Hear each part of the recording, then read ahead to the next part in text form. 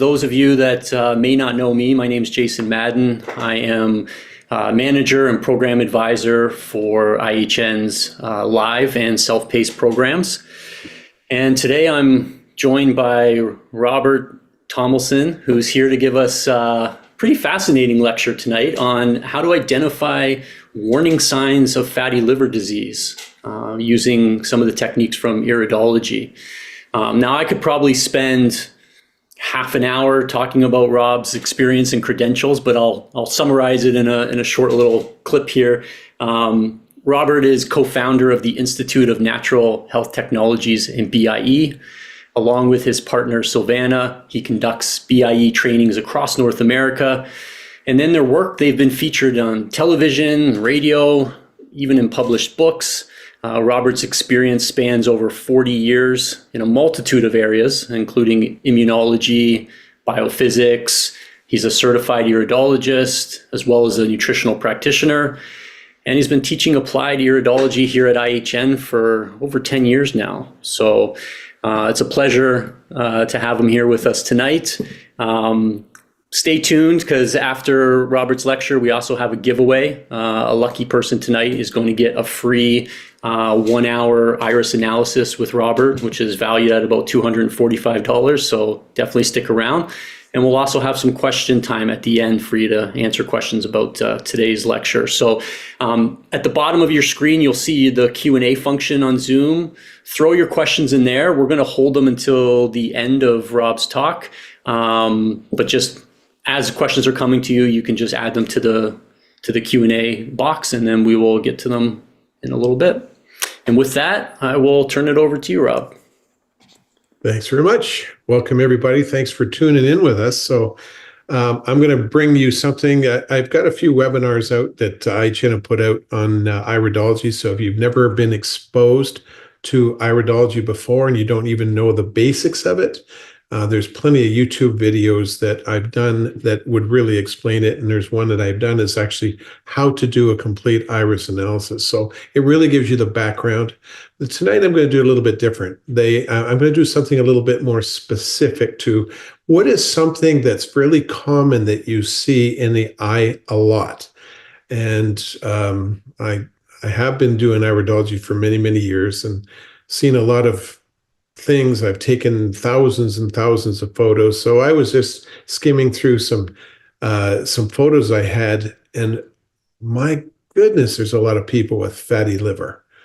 A lot more than you think, and it's a really obvious sign.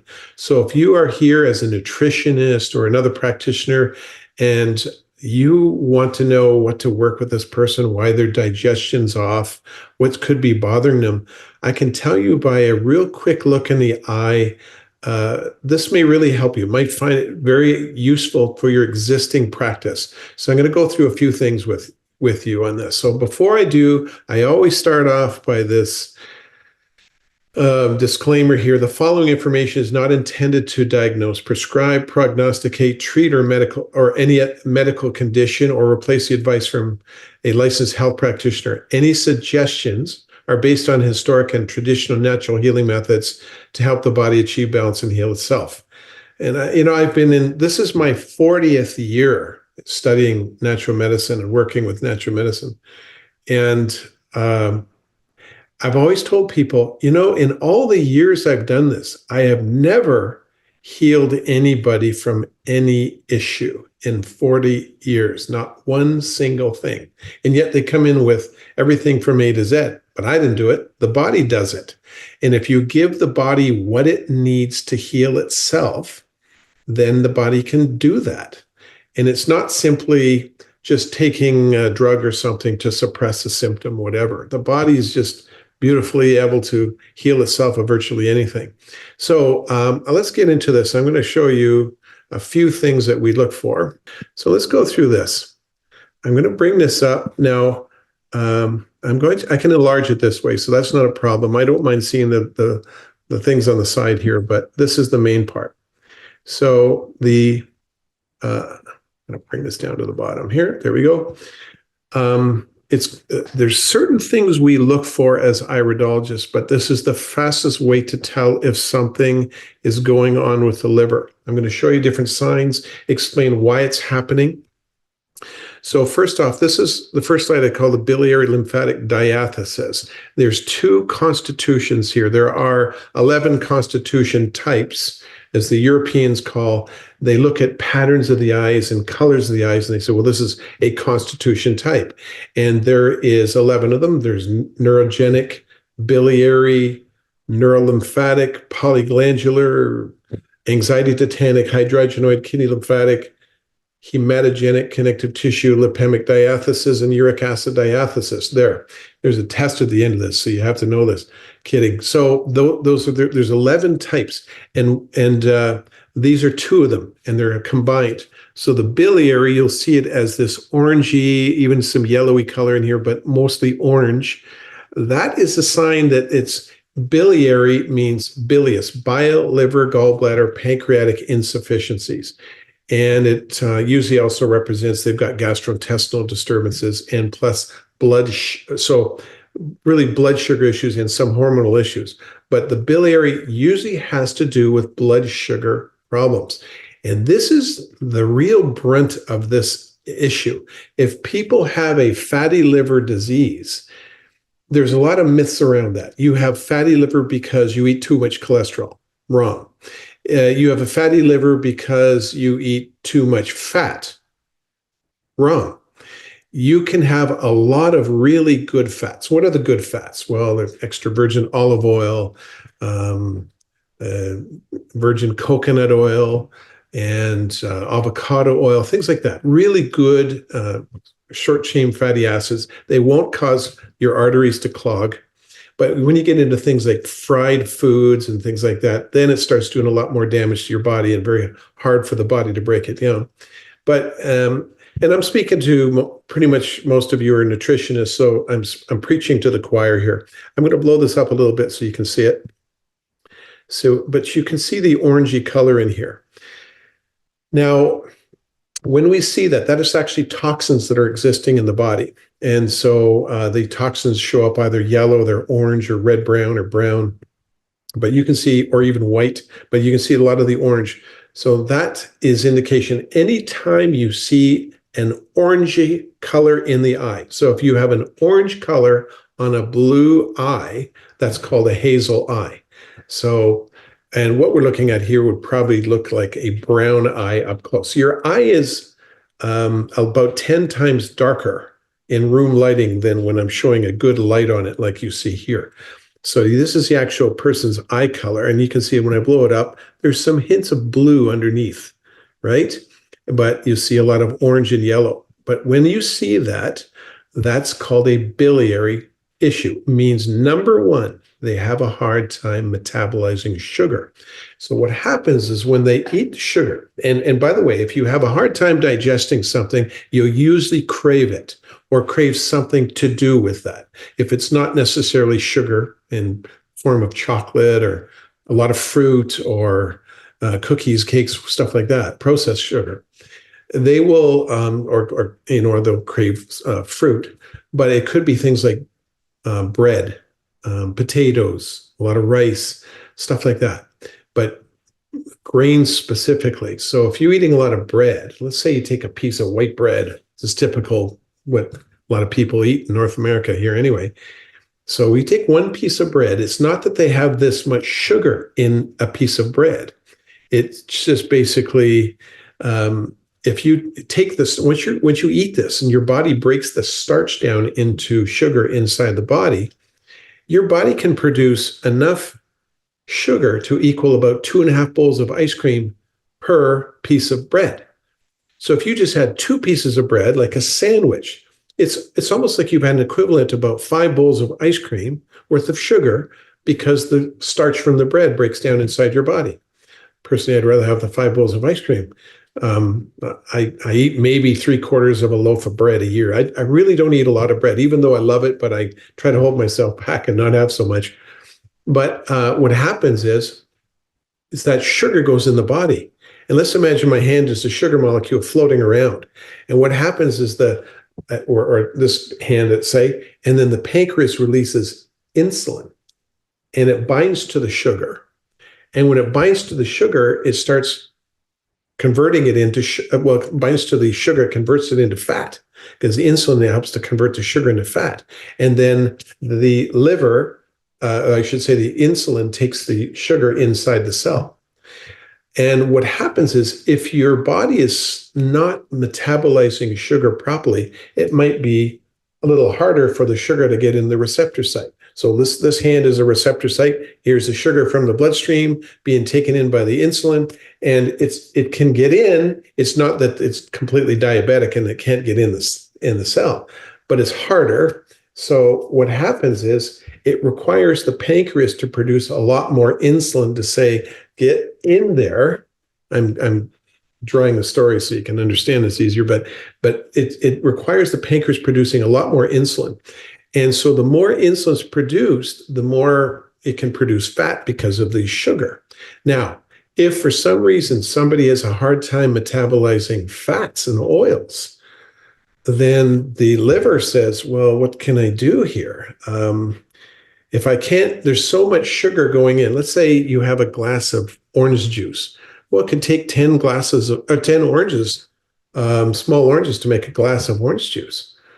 So that's a lot of, nobody sits down and has 10 oranges, but they'll drink a glass of orange juice.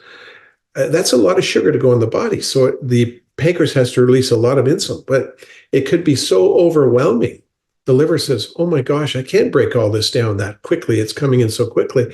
So I need some help. So the liver starts to produce cholesterol. And the cholesterol helps to break down the fat and help to store it too. And you can see it in this ring right here.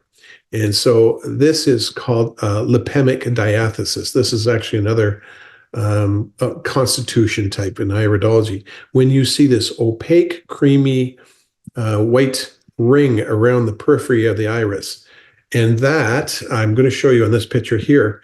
You can see here, this is the chart of applied iridology. This red ring here, that's the circulatory system. So when you see that ring appearing here in the form of fats, you know that that is hardening of the arteries. Now, is it hardening? It could be from, actually, let's read it over here. See, if you see lipemic diathesis, it could be either a cholesterol or a calcium ring. So is that meaning the calcium has come out of solution, or is that cholesterol? And what we always tell people when we're teaching this, if you see this opaque ring around somebody's eye, you can just look right up, even 2 feet away. You can see that ring around the periphery of their iris. Makes a really cool looking eye. But look in the sclera. This is very key. Do you see this little bit of yellow material right here? That's fat. It's called a pinguicula. It's a fatty substance on the sclera indicating difficulty in the breaking down of fats and oils by the liver. So once you see that pinguicula, then you know that person has a fatty liver. Now, we as iridologists in North America are not allowed to diagnose. We cannot say you have a fatty liver. That has to be from a medical doctor. So what we can do is identify, okay, there's a pinguicula, which means the liver is not breaking down the fat. So therefore, chances are they've got a fatty liver. And this is when we have to refer them to a doctor. You might want to get checked. And in all the years of practice, pretty much 30 years of working with iridology, 40 years total in working with natural medicine, whatever, but about 30 years with iridology, I've never seen this fail. If anyone comes in, they've been diagnosed with a fatty liver, then I look, they always have this pinguicula here. It's either here or medial here or lateral. It doesn't really matter, but it's usually lateral or medial. And you just look at it. You see that yellow blob in there? That's an indication that the liver is not breaking down. Now, if I see a combination between the pinguicula and this opaque ring, that's an indication they have high cholesterol. Again, we can't tell them you have high cholesterol. We're not allowed to diagnose that. You have to send them back to the doctor. He does the tests. Sure enough, you have high cholesterol. So that's some of the things you want to look for when you're looking to see if somebody has a potential fatty liver. Again, we're not going to diagnose. We're just going to refer them to the doctor. All right. So let's go to the next one here. pinguicula and assimilation ring. This is an interesting one. So let's look at this again. Let's go to here. There's the pinguicula. Some of them are really obvious and really protrude from the sclera. The sclera is the white part of the eye. But this is a little bit more flatter. It's more, flush with the sclera here, but you can see the fat. So that means this is a person that's come in with a fatty liver. By the way, I'm using all of my different clients that come in with fatty livers, so I'm using their eye photos. And you can see it's a similarity with every single one of them that come in, with the fatty liver. They always have the same markings. But there are some slight differences. And we can see here, assimilation ring. And the assimilation ring is this part right here. You see this brown ring here, orangey brown ring. You see that? Where the pupil meets the iris. That is called the assimilation ring. And if you see an orangey red brown to brown assimilation ring, it indicates a deficiency of lecithin that's produced by the liver. The liver produces something called lecithin that helps it to break down fats. It's similar to dish soap. You're washing dishes and you've got your dish soap here. Oh, yes, we're out of dish soap. And so what are we going to do to break down? Now imagine you have a greasy frying pan. Someone's been frying grease on, left it in the sink all night, and it hardened. They didn't even clean it off. So now you get this white hardened on grease. How do you get it off? Do you just use a scrub pad? No, it's just going to move it around. It's going to kind of break it up and just move it around on the pan. Do you just run it under water? The water's going to hit it and bead and run right off of the fat. So you really need water with soap. And the dish soap emulsifies and cuts through the fat and oil and breaks it up. And then therefore, using the scrub pad and water, it's just going to flush it right off. It'll lift it off the pan. Well, the lecithin is very similar to having no dish soap. And when you see that ring there, you may not be able to see that unless you have some kind of a magnifying glass to hold someone else. So hold up someone's eye. So it basically looks as big as you see it on your screen here. But you're looking for this. It's either sometimes it's orange or red brown or brown. But when this should be blue like the rest of the eye or brown like the rest of the eye. But you'll see this. Even on a brown eye, which I'm going to show you in a few minutes, you're going to be able to see a differentiation of color here compared to the brown eye and the brown ring. But you'll be able to see that differentiation if you're looking at a blue eye or a brown eye. But see, in this case, when you see that, they can't break down the fat. So the liver says, well, my gosh, what am I going to do? I've got this fat building up here and I have nothing to break it down with. Well, okay, then I'm going to have to start producing cholesterol to break that down. So anyway, that's an indication that the liver is not able to break down fat properly. So it's very, very probable that this person will have a fatty liver if you start seeing the assimilation ring. But the dead giveaway is the pinguicula here, okay? And also, I do want to show this too. It says biliary constitution here. That's what we were looking at earlier, the orange color. It doesn't have to be as much orange as we're looking at here, right? But it can be just a little bit of orange that we're looking right here. See that little spot? Or this little spot right there? So you don't have to have a whole eye full of orange. All you have to have is a little spot like that, and that's indicative of a person who has a biliary constitution. Again, biliary is bile, liver, gallbladder, pancreatic insufficiency, having a very difficult time breaking down sugars and metabolizing sugar properly. And guess what happens? If you're not metabolizing sugar properly, it converts into fat. And if for some reason your body, like this person here, doesn't have enough lecithin to break down the fat, you start ending up with a fatty liver. All right, so let's go to this next one here. This is a fermentation indication, fermentation mark, and also it's a hematogenic eye. Hematogenic is another of the 11 constitution types, European constitution types. It is a pure brown eye. And looking at this close, there's really not much any other color in it. There's a little spot of brown, see up there, but most of it, that's brown coloring on a brown eye. And if I blow up really far, you can just see it's really hard to see on the computer here, but a very, very thin line of dark brown. But that's not really what I want to show you on this. Yeah, I want to show you the orange on the eye too. So even though you have a true hematogenic eye, a pure brown eye, you do notice some orangey coloration in the eye. So that's a combination between hematogenic and biliary. Again, always biliary, because that means your body is not able to metabolize sugar that well, or it has a hard time metabolizing it. And if you have biliary, it does not mean that, please don't go run into the washroom, looking in the mirror and saying, oh my God, do I have orange in my eye? I'm going to be diabetic. No, this does not mean you're going to be diabetic, nor does it mean you have diabetes. It just means your body is struggling all the time. So typically, if you're struggling all the time to break down sugar, your body tends to crave what it can't digest. Everything you love, hate, overconsume, or crave is usually indicative of a person who is, intolerant to sugar. So that's the big key here. Here's another one here. The fermentation, a fermentation mark, that's this one right here. Now I'll blow it up and bring it in. See that spot? Looks like a bruise at the end of this blood vessel here. Look at that bruise. It's another small one, even though it's not attached to a blood vessel, but these little bruises like that.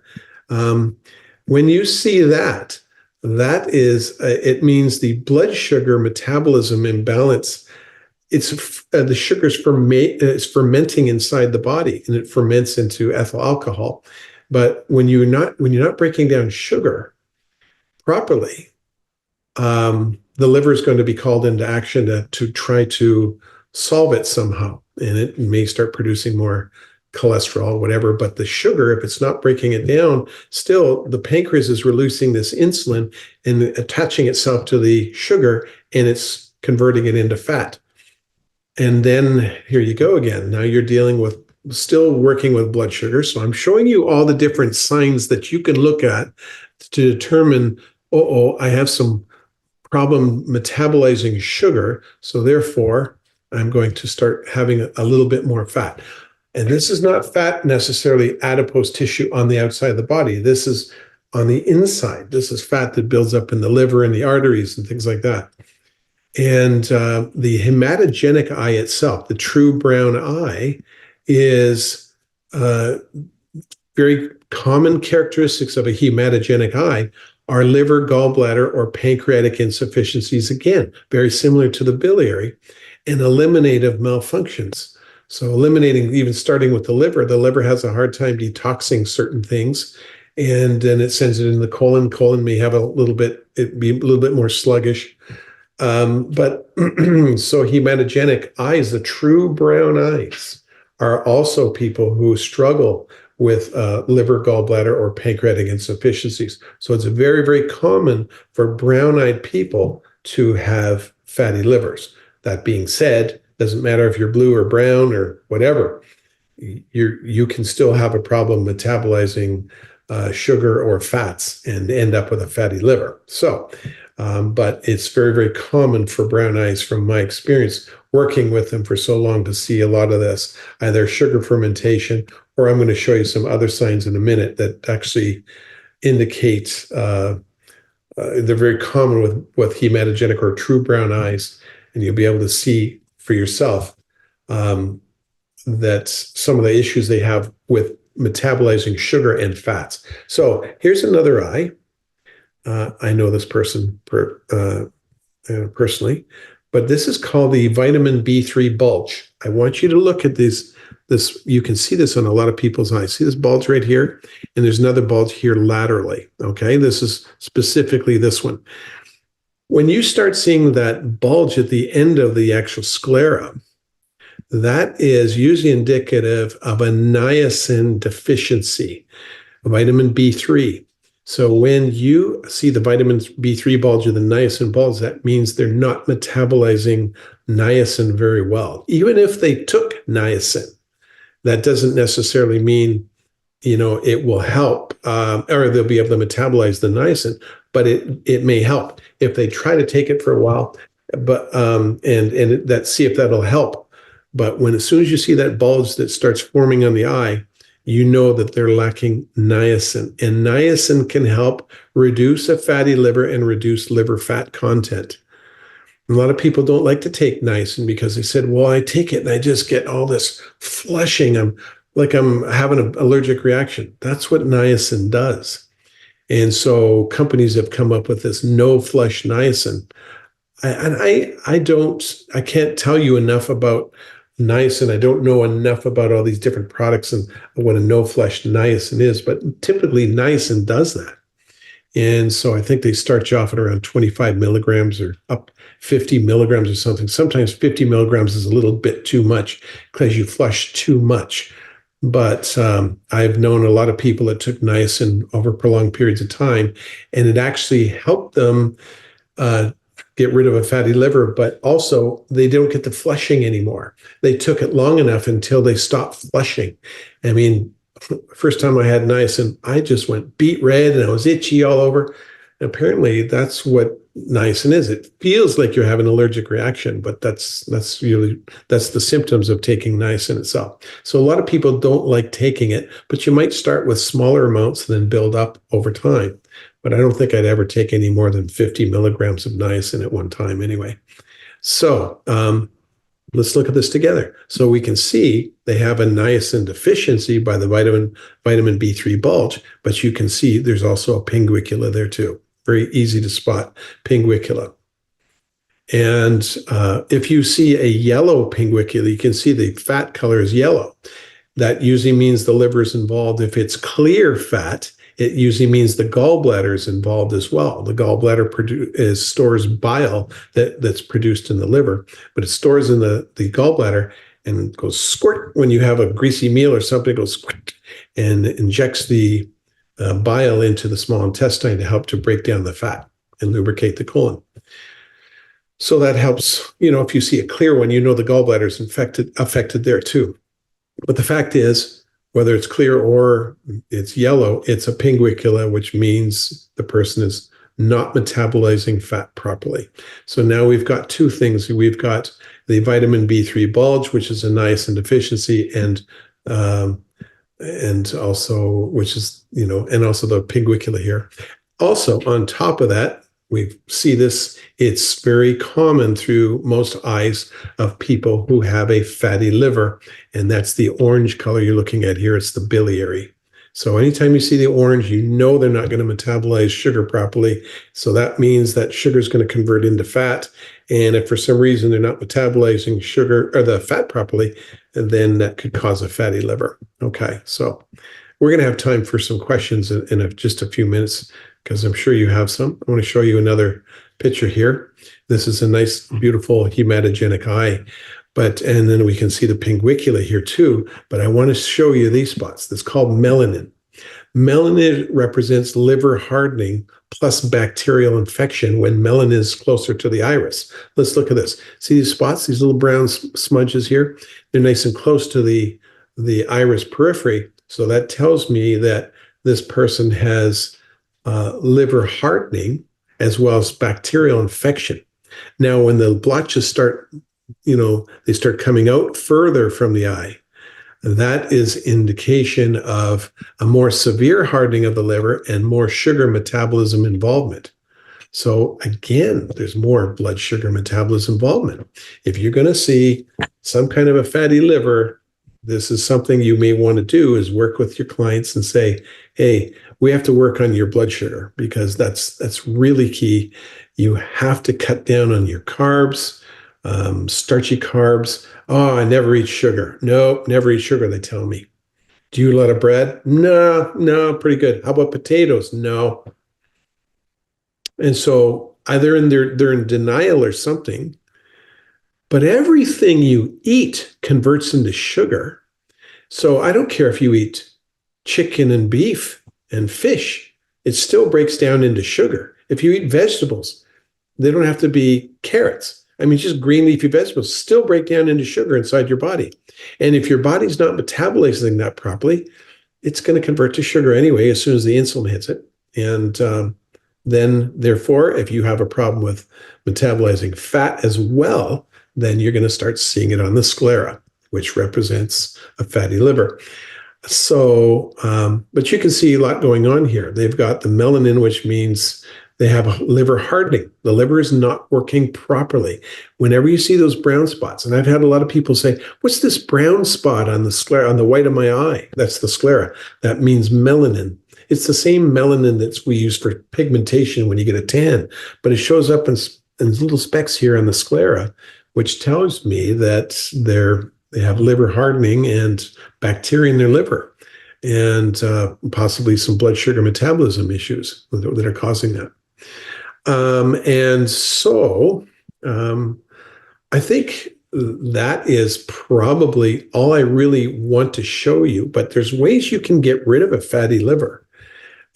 First off, cut down on your carbs and cut down on well, I remember one person saying, I don't have any sugar whatsoever. I don't eat sweets. I don't even like sweets, and I don't eat bread.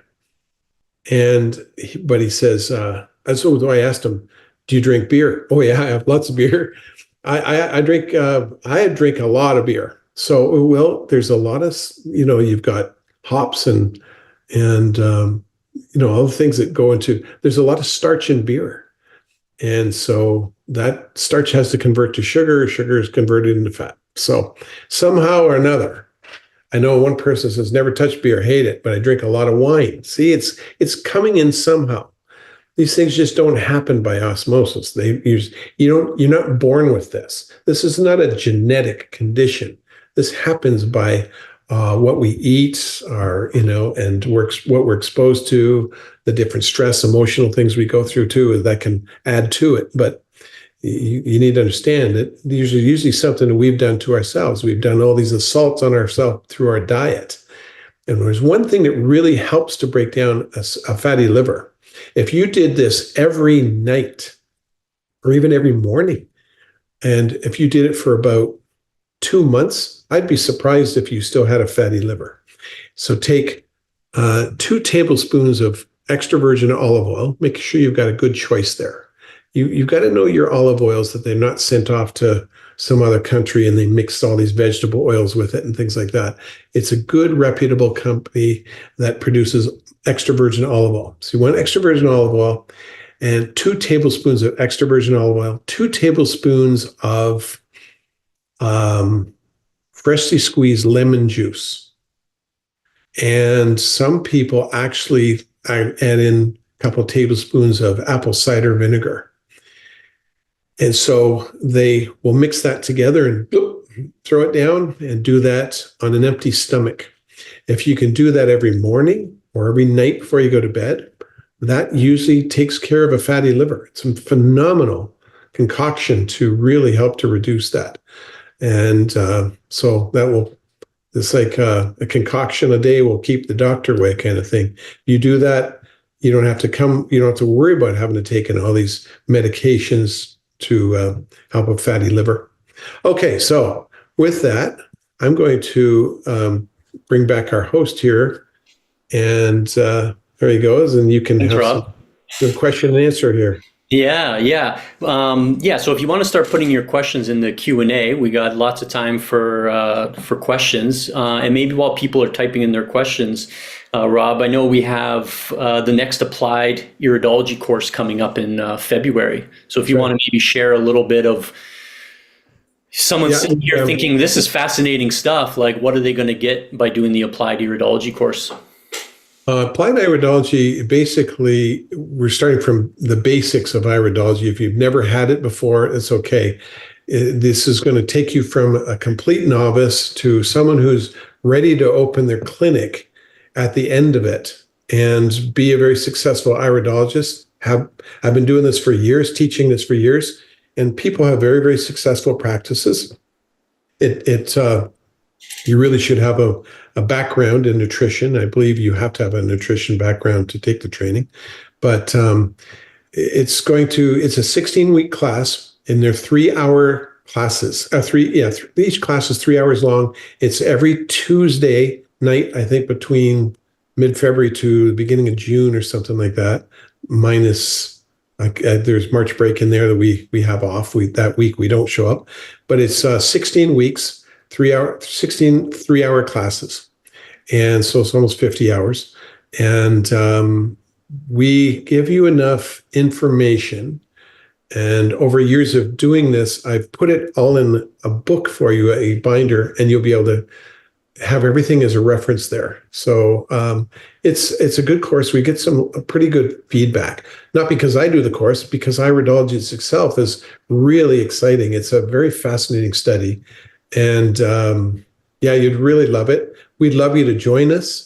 Every time we do, it's actually online. And we wondered, how's it going to be if we do it online? Because we always used to do it in class, but it was showing slides on a big screen. But I'll show them on the screen that you've just been watching, just very similar to this.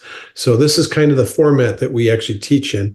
And I can actually be using my pointer and showing out little indications. So it's something I highly recommend somebody if you really want to learn or get something added to your practice.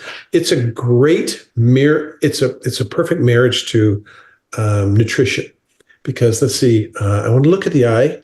I can see, okay, you're deficient in this, you need this and this and this and this. Now I know what to do with my nutrition, and I'm going to change your diet based on what I see. So it's a really good marriage for the two of them to work together. Mm-hmm. Yeah, and Rob's being a little bit modest. The feedback has been more than good. It's been quite excellent. So I think I don't hear the feedback really, so that's good. Thanks. Yeah. People really enjoy the course, and I know it's a popular one that I always get questions throughout the year. When's the next one coming up? So it's coming up in February. So reach out to us if you have any questions, and we can kind of guide you through registration. Okay. So a couple questions coming in. I'll start with, does the placement of the pinguicula make a difference? No, the pinguicula, it doesn't matter. It's usually either laterally towards the ear or nasal towards the eye, but it's still on the sclera. No, it really doesn't matter. Good question. When the liver's condition gets better, do the changes get reflected in the eyes? Yes, good questions. Yes. Now, it takes a while, even though you've reduced your liver fat, it still will show somewhat in the eye, but it'll fade and get smaller and smaller and diminish over time. But it's one of the last places to diminish. So it's really hard. You can still be looking at the eye and say, well, I can still see you've got some little bit of fat in your eye. It's not as pronounced as it was, but it's still there. Well, that will go away. It may take a few months. But even you went to the doctor and got checked, especially after that concoction I told you, they'll go back and say, wow, your liver's great now. You don't have a fatty liver anymore. So even though the fatty liver's gone, that will take some time to disappear on the sclera, but it will disappear over time. Speaking of the concoction, someone's wondering, won't warm lemon water only work without the olive oil? But clearly they seem to work together, you're saying. Yeah, they do. Yep. Yeah, cool. That's a well-known concoction that's used around the world, actually. So, people have been using it for, I don't know if it's centuries, but decades. I know that, and it's been working very well for people. Yeah. I'm assuming, there's a question coming in, I'm assuming you teach constitutional iridology in your course. Yes, I teach constitutional iridology, but I also teach North American iridology. This is, most North Americans, if you've taken any study or you've involved yourself in any study in iridology, it's probably Bernard Jensen North American iridology, basically walking around a clock, and just looking at the different section of the eye.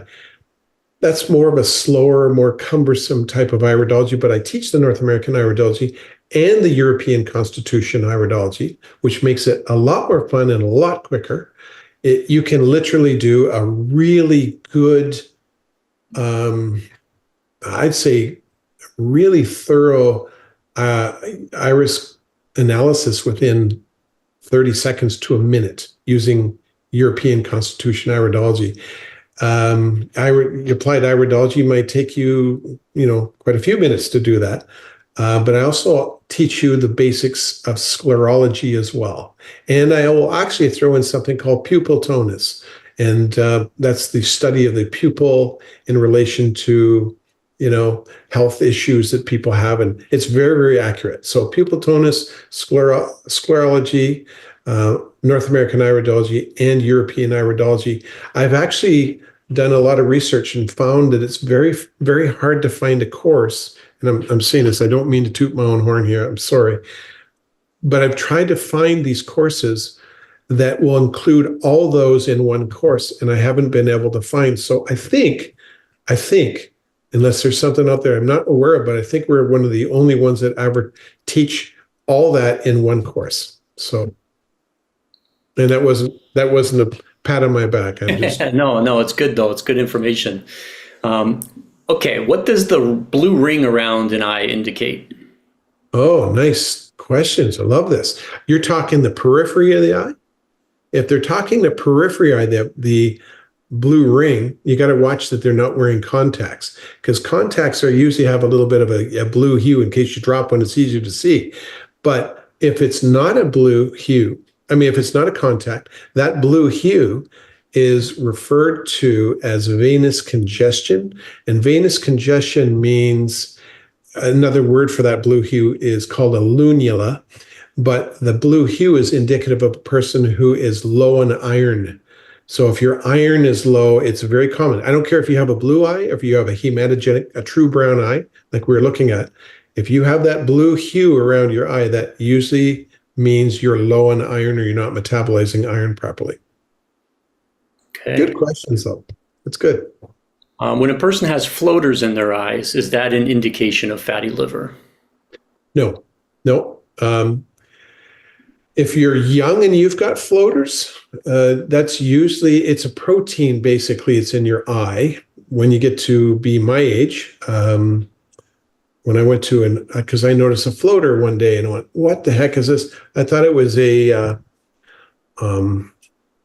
fruit fly or something, kept buzzing around, and oh my gosh, what's this say? Everywhere I look, I see this thing.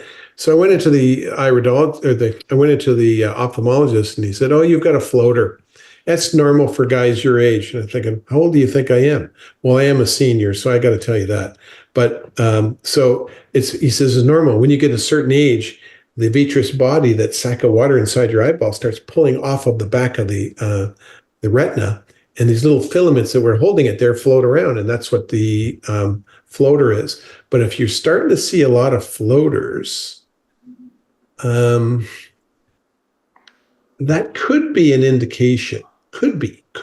And I'm just throwing it out there. I'm not saying this is it. I don't want to panic anybody, but it's very common with those who have had some kind of Lyme disease, or not necessarily Lyme, but bacterial, co-infection bacteria from Lyme.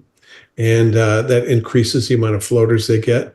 Free radical damage can cause floaters. There's a lot of different things that can cause it. So whatever you do, don't panic. It's not a disease in itself. You don't really have to, you're not going blind or anything like that. If you start seeing floaters and flashes of light, then go to see your doctor immediately, because you might have what's called a detached retina, or it could be starting to detach, and they can fix it if you get in there on time. They can fix it. It's really quick. They just put a laser in there, and they can stop that and repair that tear. But if as that vitreous body pulls away, it can actually tear the retina, and if you left it long enough, you could go blind. So if you see flashes of light with the specks, the floaters, you should be seeing the doctor anyway. It's very, very important to get that checked right away and don't put it off, because if it is something that's dangerous, they can repair it and you never have to worry about ever losing your sight. Jody in the chat here was just mentioning that concussions, I guess maybe her experience with concussions had floaters too. So that's right. Sudden jar, and then the little filaments break off and float around. That's right. The shock on the head. Okay, so we got a lot of interest in your concoction, Rob. So someone's just confirming. So it's extra virgin olive oil and lemon and apple cider vinegar? I would include the apple cider vinegar for sure. Yeah. It's 2 tablespoons of each. Okay. And if someone that really can't handle olive oil in the mouth, is there a substitute like coconut oil?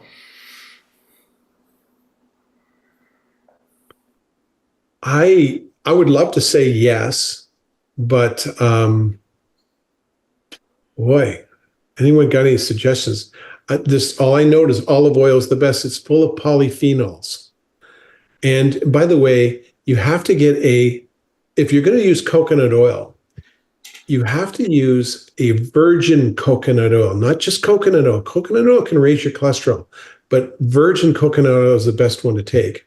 And you can cook with it, heat it up. It's a heat stable oil up to 500 degrees. But I still don't think it's the best for this. I think you need the polyphenols in the olive oil. Olive oil is a very key thing here. Now, if you really feel ambitious, you can actually get these little gel caps in the health food store, open them up and take a dropper and put them in there and close it up and swallow them that way. But I guess you have to have a few capsules to equal 2 tablespoons. So you'd be given a handful of these capsules full of olive oil. Any other way to do that? See, there's an old joke. I'm married to an Italian, and the joke is with Italians is Italians only eat food to bring olive oil to their mouth because everything is olive oil, olive oil, olive oil. and they're just, if you look at the Mediterranean diet, the true Mediterranean diet, they had great arteries, because I think it's because they have so much of all these polyphenols from all this olive oil. So I don't know. I think the best concoction is with the olive oil, but you'll have to think of another way of doing it, maybe with the gel caps or something, unless there's anyone else can provide any advice on that. Okay, and we have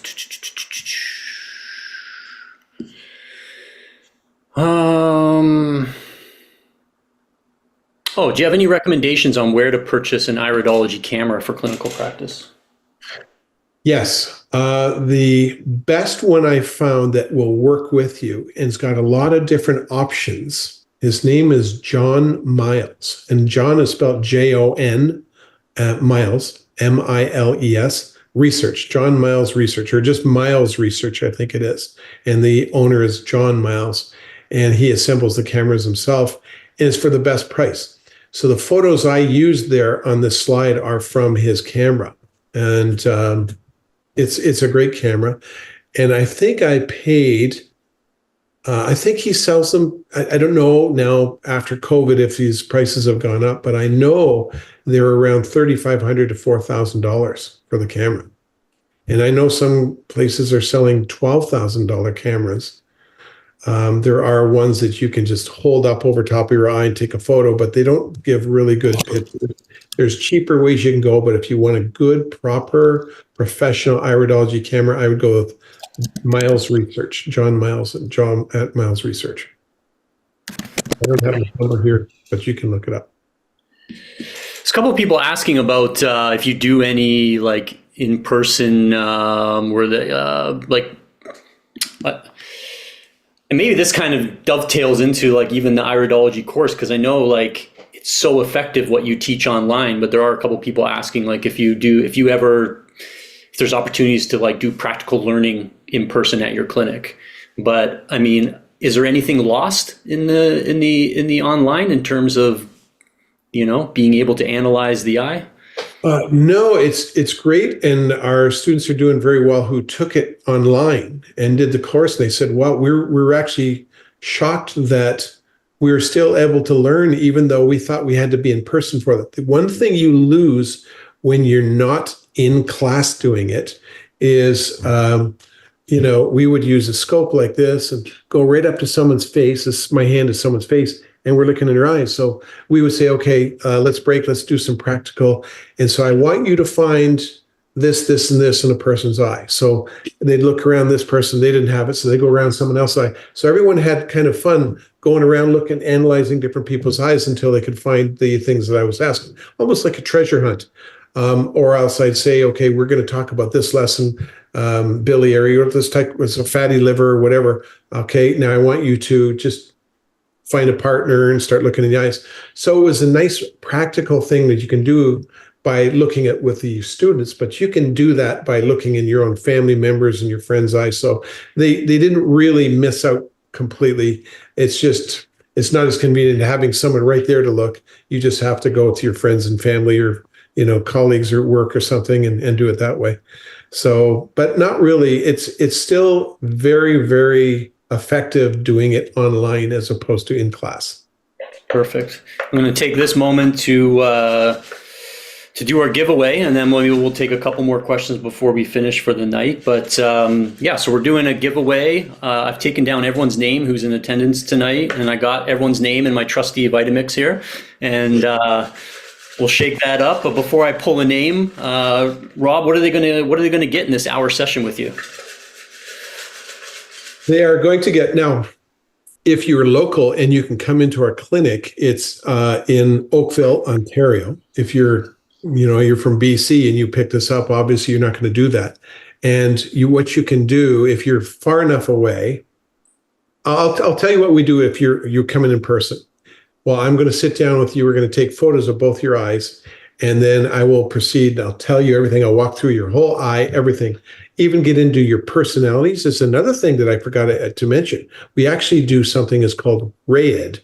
RAID, R-A-Y-I-D. That's not a Southern American saying the color red.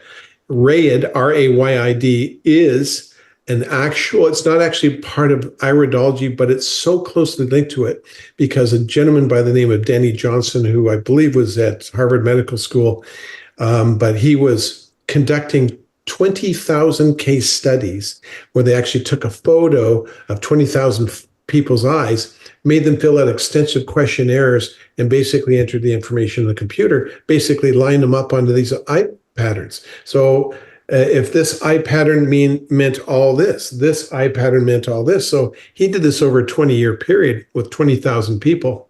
And that is another thing I do. I talk about the emotions as well and things that you can see. It makes iridology fun. And you can actually look and see, you can actually see who you're best suited for as a mate. It's amazing how accurate he came up with in this. Anyway, what was the question? What are they going to get in this hour session? You're going to be able to, I'll do the personality part. I'll go walk through your entire eye. I'll do North American and European constitution types. I'll give you your photos of your eyes. And so it's a very thorough iridology session, and I can walk through what you have to do based on what we found, what you have to do to make things right. And we'll look at the three most important things first that you look at. And it's quite a thorough exam and analysis for you. So I think you'll be quite happy. All right, we're going to do the drawing here from the Vitamix.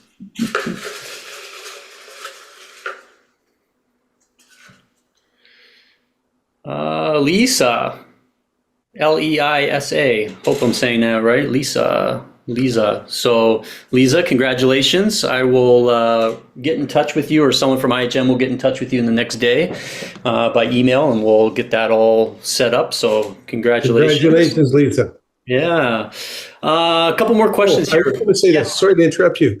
For the people who are a long distance away, let's say it's Vancouver or Calgary or something, the best thing to do is to call into our clinic, and the girls can give you some instructions what to do. You actually can get somebody with a camera like this, like in my iPhone, and take a photo of someone's eye, of your eye, and then if it's clear enough, if you get a nice clear one, you can just email them to us. And I can do an online iris analysis with your eye photos and put them right on screen for you so you can see it yourself. But so that is typically how we do a distance one. Yeah. Someone's actually asking Rob about your, they said, I've never seen an iridologist before, and they're just curious, when you finish an appointment, do you send someone home with supplement or nutrition recommendations? What does that look like? Yeah, so I'm not really big at selling a lot of supplements. I mean, we can do it through your diet and nutrition, but it wouldn't be very fulfilling if I said, and I see this imbalance in this one, this one, this, and this one, and just left you. So now we have to walk through what you need to do to change your diet. If you have to have any supplements, then I recommend certain ones for you, and I would actually test you. I muscle test to find out which is the best one for you. So I I will send you away from just, probably if you needed some supplements, but mostly diet and diet changes that you have to make. I have always said a long time ago, I want to leave somebody in a better condition than when I found them. So when you come in for an iris analysis, a lot of people are timid. They're, oh my God, I don't want you to tell me I have cancer. They're always thinking I'm going to tell them they have cancer. I don't do that. I'm going to look for I'm going to tell you all your strengths too, because a lot of people aren't aware how healthy they really are or how strong their body is. So I'm going to pick out all the strengths in your body and tell how possible your body is going to heal from this, whatever you're going through. So I want you to feel so much better. And usually, if you go to an iridologist, people typically they feel empowered. I'm going to show you that you have this ability. You don't need me to fix this. You can do this yourself. And so I expect you to walk away feeling much, much better and much more relaxed and relieved of the fact that, I've just shown you what I've seen and what you can do to change that. Yeah. Yeah. So I think that's why it pairs so, like you said before, that's why it pairs so well with our work as nutritionists is, right. It's another diagnostic tool that's really effective in kind of informing us what are those nutritional interventions. Yeah, it's really cool. Okay, final question of the night. Does someone having fatty liver always have symptoms on the eyes, or is that only at a serious level that they start to show up on the eyes? Well, I showed you the pinguicula. And some of them are very, very, very, very faint, but some of them are really obvious. So the chronic cases are really obvious, big blobs of fat on the eye. But when it's not so obvious, they're very flesh. It's hard to see, but a yellowing color in a specific area. So there will still be something. Your eye will show something if you have a fatty liver. That's the beautiful part about iridology. It's very exact. But again, I'm not allowed to diagnose that. We are not allowed unless we're medical doctors. But I will be able to tell you whether, you should go get your liver checked because it looks like you have a high probability for a fatty liver. So, but I'm not literally allowed to tell you have it. But yes, you can see it even at an early stage, so you'll know how to change. Here's the beautiful part about iridology. Iridology tells you 15 to 20 years in advance. It shows there's changes. It's not like we're psychics and we see the future. What it does is it shows me what's going on in the eye, but you don't necessarily feel any symptoms to maybe 15 and 20 years from now. So the nice part about iridology is it forewarns you so you can make those necessary changes so that you don't end up with this disease down the road. And then you see the symptoms just fade off and go away and you have nothing to worry about. Yeah. Awesome. Okay. Well, thank you everybody for being here. And thank you, Rob, for sharing all this information with us tonight. You can learn more on the IHN website about the iridology course coming up in February. Also, just reach out to us by email. If you have questions, we can always hop on a phone call or answer your questions by email. So I hope to see some of you there as well. And we'll see you at the next webinar. All right. Thank you very much. Everyone. Appreciate it, guys. Thanks for your attention.